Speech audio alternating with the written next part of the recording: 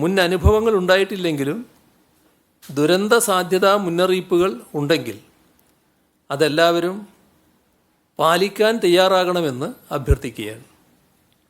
ഏറെക്കാലമായി താമസിക്കുന്ന ഇടമാണ്, മാറി നിൽക്കാൻ ബുദ്ധിമുട്ടുണ്ട് എന്ന ചിന്ത മാറ്റിവെച്ച് മാറി നിന്നാൽ മാത്രമേ സുരക്ഷിതത്വം ഉണ്ടാകൂ എന്ന രീതിയിലേക്ക് മാറേണ്ടതുണ്ട്. ആവശ്യമായ മുൻകരുതലുകളോടെ ജനങ്ങൾക്ക് സുരക്ഷയൊരുക്കാനും നാശനഷ്ടങ്ങൾ പരമാവധി ലഘൂകരിക്കാനുമുള്ള പരിശ്രമം വിട്ടുവീഴ്ച കൂടാതെ സർക്കാർ നടപ്പാക്കുന്നുണ്ട്. അത് മികച്ച ഫലം നൽകണമെങ്കിൽ ജനങ്ങളുടെ പൂർണ്ണ സഹകരണം അനിവാര്യമാണ്. അധികൃതർ നൽകുന്ന നിർദ്ദേശങ്ങൾ അവഗണിക്കാതെ കൃത്യമായി പാലിക്കാൻ എല്ലാവരും സന്നദ്ധരാവുക, ഓരോരുത്തരും അതിന് തയ്യാറാവുക എന്നതാണ് ആവശ്യമായിട്ടുള്ളത്.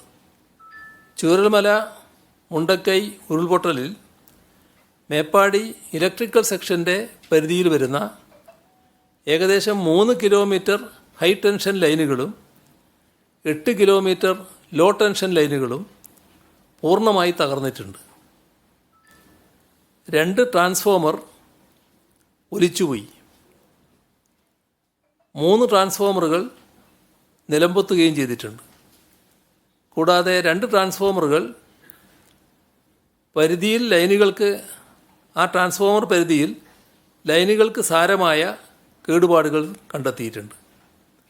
350ഓളം വീടുകളുടെ സർവീസ് പൂർണ്ണമായും തകർന്നിട്ടുണ്ട്. കൂടുതൽ വിവരങ്ങൾ വിലയിരുത്തി മുഖ്യമന്ത്രി മാധ്യമങ്ങളെ കാണുകയായിരുന്നു. 93 മൃതദേഹങ്ങൾ കണ്ടെത്തി എന്നാണ് മുഖ്യമന്ത്രി പറഞ്ഞിരിക്കുന്നത്. പരിക്കേറ്റ 128 പേർ ചികിത്സയിലാണ്.